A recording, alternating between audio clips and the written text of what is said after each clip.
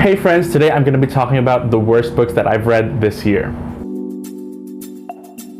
It has been a minute since I've uploaded a video, and you can probably tell because my hair wasn't this long in my last video. Before we get into my worst reads of the year, let me just preface this by saying that I will try my best to be as nice as possible when describing these books. Obviously, this is kind of like a negative video, and a lot of times in these videos, in an attempt to be funny or sarcastic, a lot of creators, myself included, tend to be, very aggressive in our reviews and say that this is the worst thing that they've ever read. And I'm gonna try to be as subjective as possible, although obviously that's not gonna be 100% possible. Also, secondly, if you're an author, please click away from this video. This video is not for you. Okay, but now that that's out of the way, let's talk about my worst reads of this year. Before I get into the books that I actually finished, let me talk about some of my DNFs, or the books that I did not finish. And then after that, I'm going to be talking about my worst reads of the year, the books that I actually finished, and I'm going to be talking about them by category, and I have 3 categories for my worst reads.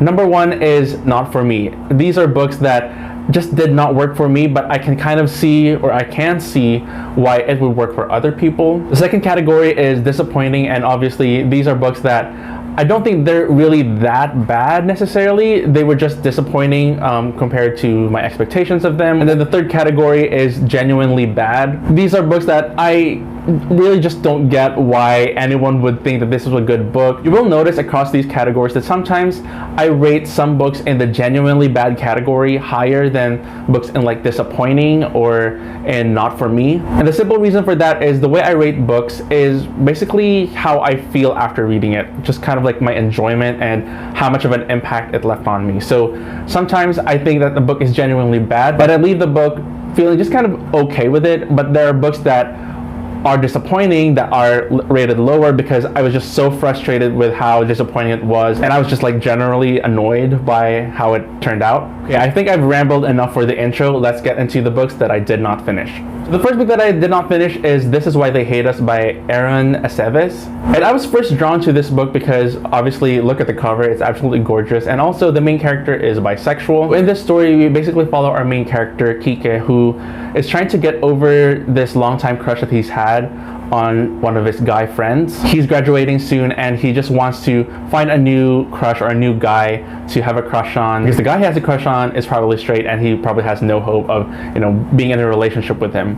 So I listened to the audiobook and I reached about 20%, and I decided not to continue with it because I just thought the story was a little bit too silly and I did not care about the main character. I actually found him a bit annoying. I don't know if it was the writing style or maybe it was the tone of the main character and his best friend. I just didn't like how it read. I think the main reason for that is we are in the head of the main character as the point of view, and his thoughts are, let's just say, they're just very sexual. And I'm not saying that it's a bad thing to read about books that explore one's sexuality and one's sexual thoughts and that sort of thing. It's just something that for some reason just never works for me. I just find that to be boring and uninteresting. So yeah, I decided not to continue this book despite the many positive reviews that it's gotten. The next book that I read is An Ocean of Others by Joshua Scott Edwards. This is an adult fantasy, and I also reached 20% into the book. And honestly, I don't remember really that much about the story, but the main character is a bounty hunter, and in this fantasy world,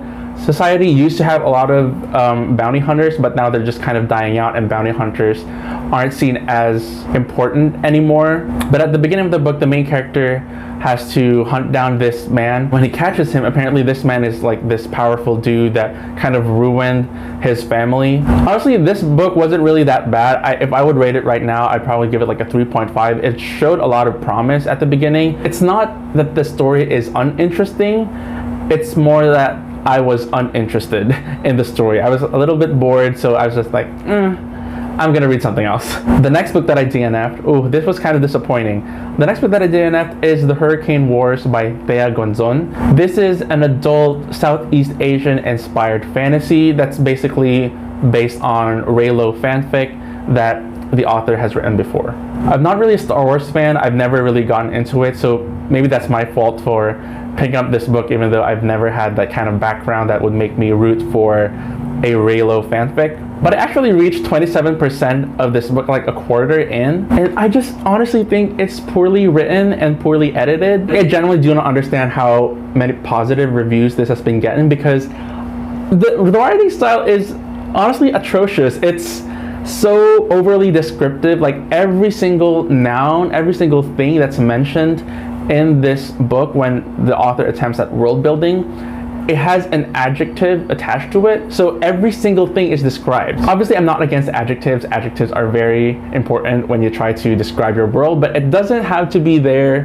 for every single thing that pops up in the setting. There are also a lot of run-on sentences, and generally I think the world building, there was just a lot of telling instead of showing. Instead of me experiencing the world through the experiences of the characters, I'm being told what to envision for the world. So I can't really experience this world organically. I'm just being shown, or told rather, that this is what the setting is like, this is what the politics are like, and so forth. Because I couldn't really connect with the writing style, I couldn't even connect with the characters themselves, just because they were hard to follow. So many characters are introduced within the span of just a couple chapters, and I don't know, I just think it was very, very poorly written, and I don't get why so many people love this. And then the last book that I DNF'd is called Spoonbenders by Daryl Gregory. The only thing I really knew about this book before picking it up is that someone compared it to like Knives Out, but like with a fantasy twist.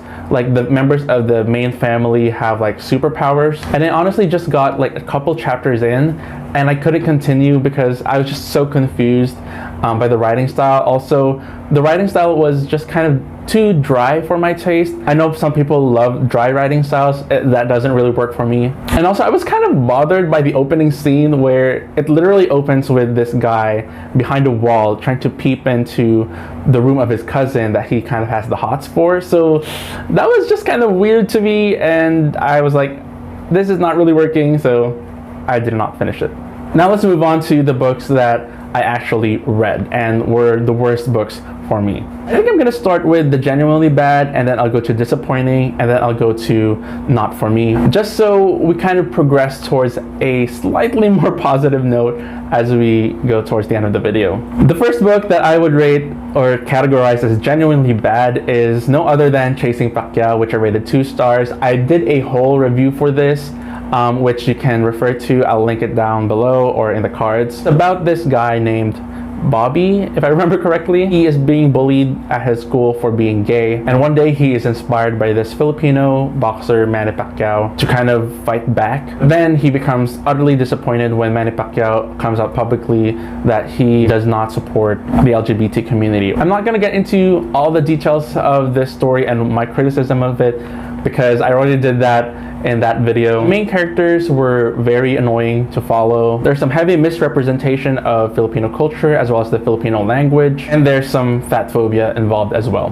The next book that I would categorize as genuinely bad, and I feel really terrible for saying this because these are the only 2 books that are in my genuinely bad category, and they're both Filipino authored books. Granted, the first one is Filipino American and this next one is actually a local Filipino, but I generally thought that this book was bad, and that is Lulu, Sinagtala, and the City of Noble Warriors by Gail D. Villanueva. I rated this 2.5 stars, but I heavily disliked the book. And the reason I didn't rate it lower is because I always like to give some leeway when it comes to middle grade books. My complaints of certain characters might just be me being older, and it could be relatable and work for younger readers. What I didn't like about this book is the main character, mainly because she was just so childish and overly dramatic. Like, she was so easily offended by the smallest things. So in this book, we follow our main character, Lulu Sinagtala, and one day her world is kind of turned upside down when a wakwak, which is a Filipino mythological creature,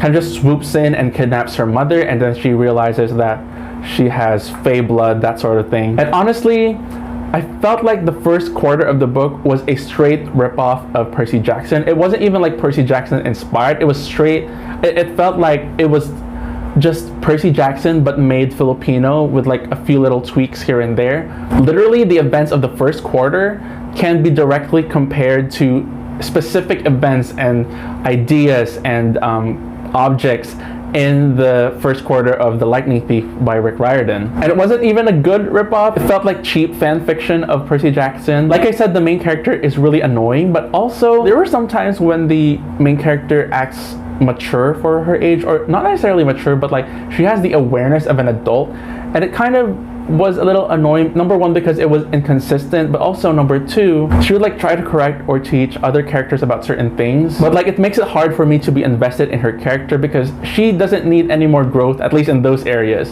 And so she's kind of already learned the lesson, so to speak. But at the same time, she was also like very childish and immature. And again, when I say that, I don't mean childish and immature generally, because obviously she's a child, but she was acting very childish for her age. Towards the end of the book, I did kind of like where the story was going, so I'm not totally against reading the second book because this is a duology, but overall I just think this is one of the worst books that I've read this year. Now let's move on to the disappointing category. So the first two, I'm just going to kind of combine it. These two are novellas in the His Dark Materials world by Philip Pullman. The first one being Once Upon a Time in the North, which I rated 1.5 stars, and this follows Lee Scoresby, who's kind of like the guardian to the main character in the His Dark Materials trilogy, and I just thought it was kind of pointless. And then the other story, The Collectors, I rated 2.5. This one had more substance to it. It was kind of dark, but overall it was just unimpressive. I think it's meant to connect the main His Dark Materials trilogy to the other books that Philip Pullman has written in this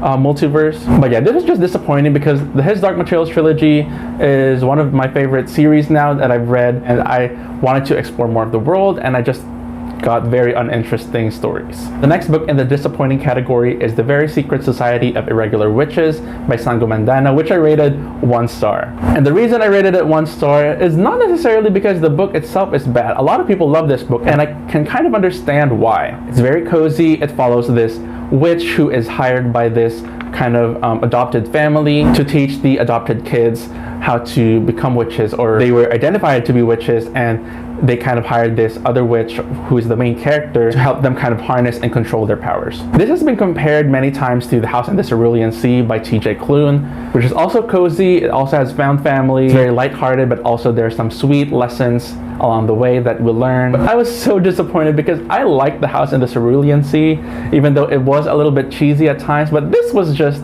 boring and dull, and I was just so let down because I really wanted this to be another comfort read like that book. It gave me nothing. It was like ordering ice cream and then tasting it, and it's just like frozen water. The next book that was disappointing for me is The Whatnot by Stefan Bachmann. This is actually the sequel and the finale to the Peculiar Duology. Since this is a sequel, I'm not going to get into what this book is about. The Peculiar Duology kind of follows this premise of what if the Fae were kind of an oppressed minority in England, and what if the half Fae and half human people called changelings were doorways to the Fae realm. I really liked the first book. It was really dark for a middle grade book, and I liked how it ended because it kind of ended on a cliffhanger where you're hoping for the main character to kind of just save the day and resolve the conflict of the first book. But the second book just made things more complicated. It was just so confusing, and I ended up not caring anymore about how this story would go, which is so sad because I was invested in the first book. So this was a disappointing read. And the next one is probably going to make some people angry, or not necessarily angry, I hope, but upset or disappointed. But I was actually disappointed by this crowd favorite titled Before the Coffee Gets Cold by Toshikazu Kawaguchi and translated by Jeffrey Truselot. I rated this book 2.5 stars. I think the translation was bad. I generally think the translation is bad because the stories are good. They're okay. They're heartwarming, they're sweet, they're emotional. If you're not familiar with this book or this series, basically Before the Coffee Gets Cold follows this idea that there's this cafe, there's a certain table, and you can kind of time travel when you sit at that table. But whatever you have to do when you time travel, you have to do before the coffee gets cold, or else you become kind of a lost soul. So there are a lot of people who want to time travel to say some things they never said or to fix some things. Basically, they just want to have a second chance at some of the things that they regret. I can kind of see the heart of the story. I know that there's something good there because these are very emotional stories, but I just did not feel emotional at all. Reading it, I was like waiting for things to get more emotional and to just like captivate and capture me. The entire time I was reading, I was just like, are the emotions in the room with us now? Because I'm not feeling them. So yeah, sorry for those people who really love this book. I just didn't. It was really disappointing because it was so hyped up in my mind that I thought that I would connect with it, but I didn't. The next book that I was disappointed by is We're All Wonders by R.J. Palacio, and I rated it 2 stars. This is a children's book actually, so little disclaimer there, but I was disappointed in this book because for R.J. Palacio, who wrote Wonder and also other Wonder related stories that have been so impactful even though they were really short, this one just felt like kind of a cash grab. It didn't have the heart and the impact and the intention that went into those other stories surrounding the world of Wonder. But I can't really hate on this book because number 1, it's a children's book, and then number 2, it was just too short for me to have a very strong opinion on. And then the last book in this disappointing category is My Heart in Braille by Joris Chamberlain and Annalise Nayland. This is a graphic novel about a young romance between these 2 characters. One is a guy who is in a band, and the other is a girl who is a cellist and who is also legally blind. The art is really good, and the romance is really sweet. And this book just kind of proved to me that good art doesn't make a good graphic novel, because this one had good art, but the writing was very sloppy. But I also think it was just poorly translated. I believe this was originally Swedish, but it just didn't have like a natural storytelling flow to the story. The dialogue felt very stilted, and also the pacing was just really poor. It was still a sweet story, but it was disappointing, so I rated it 2.5 stars. And then finally we get to the last category, which is not for me. So these are books that I get it, I get why other people like it, but it just didn't work for me. And the first one is a good example of that, and this is Winter's Orbit by Everina Maxwell. This is a sci-fi romance. We follow these 2 main characters who have to enter into this political marriage, which they have to do to kind of keep the peace treaty of like this empire that they're in. And they have to enter into this political marriage because the main character's cousin, who is the husband of the love interest, was murdered, and so he has to replace his cousin's place, if that makes sense. There were some things that I liked about this book. That's why I rated it 1.5. It's not a high rating, but it's not a 1 star. There was just this energy between the 2 main characters, like the main character and the love interest, that was like, will they, won't they? They were both in their heads like, okay, this is political marriage, but let's make it work. For the main character, the way he wants to make it work is he wants to actually get to know this husband of his so that they can have a more emotional connection. But the other one's approach is, let's make this work, let's just stick to the job, it doesn't have to be anything romantic at all. But both of them have feelings for each other, and they are just not communicating it. And I can understand why for some people that would work, because that would be kind of cute, because like, oh, like they are just not communicating, and if they just like communicated more, they know that they're open to having an actual relationship with each other. But for me, it was just so boring. It went on for too long, and it was just so dull, and I was not really interested in the politics of the book either, so it didn't work for me. The next one is Angels and Demons by Dan Brown, but I think this is partly the fault of the format that I chose to read this book in, which is I decided to listen to the audiobook. I feel like I should never read a Dan Brown book as an audiobook, because I know in my mind that this story is supposed to be fast-paced, but because I read it as an audiobook, it was going slower than I'd like it to be. I'm also starting to think that Dan Brown's books are just not for me, because I read his book Origin and I rated that like 3 stars, and I rated this one 2.5 stars. And I just think Dan Brown's writing style is kind of dull. Like the story itself is, you know, there's a thrill to it. I mean, that's why it's a thriller. I mean, he's really good at writing cliffhangers, I'll give him that. But the stories themselves are just kind of boring. The writing style itself is just kind of dull and uninteresting. It's not really engaging. I do appreciate his attempts at like social commentary, especially on religion and that sort of thing, but I just don't find them very interesting for some reason. I think the last book of Dan Brown's that I'll attempt to read is gonna be The Da Vinci Code, because apparently that's his most important work. But if that doesn't work for me either, then I'm not gonna try his other books anymore. The next book that was not for me, which is also kind of in the disappointing category, is The Gung-Ho by Stephen Rowley. Basically, it's about this gay uncle who has to babysit his niece and nephew for the summer while his brother is gonna go to rehab. I really was expecting this to be kind of a cute story. It was heartwarming, and it was heartwarming. The reason that I don't put this in the disappointing category is, number one, I didn't really have that many high expectations for it. But number two, I feel like it fits the not for me category better because of the writing style. The writing style, or I should say the humor of this book, is very dry. It felt very sitcom-y, and that just doesn't work for me. I didn't find the humor to be very funny. Again, the story itself is really sweet, like how he learns how to connect to his niece and nephew despite not really wanting a family. But for me, it was just like, yeah, I get why other people love this and think it's really cute. It was just like, it's not giving. The next book that I put in not for me is Women and Children First by Alina Grabowski. So this is a really interesting book because I have a feeling that the people who are more used to literary fiction or who gravitate towards literary fiction are gonna love this book. So the idea behind this book is that there is a young girl who dies at a house party, and then we kind of follow different people, specifically women, in this small town and how they navigate that event. So these are women who are directly involved with the young woman who died, and also women who are just kind of related somehow to the women directly involved. So we follow different characters and how they have been affected by this event, either in their relationships or their family or their friendships with other people. And the way this book is structured is we follow one perspective or a section, and then we shift to another perspective and we get more information about the details surrounding the death of the young girl. And for me, it was really hard to connect with this story because we just switch POVs too quickly, and I was never really given enough space and time to be invested in any of the characters. But it did have a lot to say about, you know, class and queerness and grief and family relationships.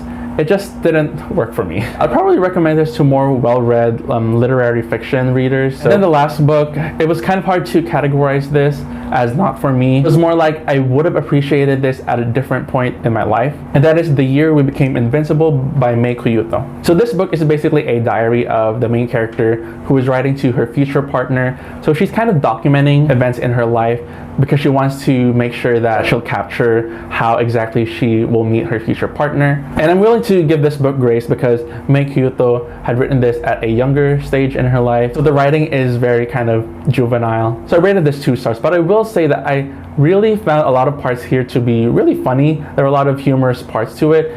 And I really feel like Mei Kuyuto has really grown as a writer because I've read also this year Chloe and the Kaishao Boys, which is one of my favorite reads of this year, although we'll talk about that in the next video. And you can really see how much she's grown, but she's always had that kind of signature humor that she had in Chloe and the Kaishao Boys. This book really wasn't for me, but I feel like I would have appreciated it more if I'd read this as a teenager. That is it for my worst reads of the year. Honestly, come to think of it, I haven't read a lot of bad books this year, and I really have read a lot of good books. These books that I didn't like, I don't feel that strongly about, which is always a good thing, except for, I guess, Chasing Pacquiao. But I hope I didn't offend anyone too harshly. This is all just in good fun. I know some of my worst reads may be your best reads, and that's totally valid. We just have different tastes. Let me know down below in the comments some of your most disappointing reads of this year. And as you do that, I want to have a little challenge. When you comment what your worst reads of this year are, try to think about why that book could work for other people. But yeah, that is it. Thank you guys so much for watching. Stay tuned for my best reads of the year coming to you soon. I'll see you then. Bye.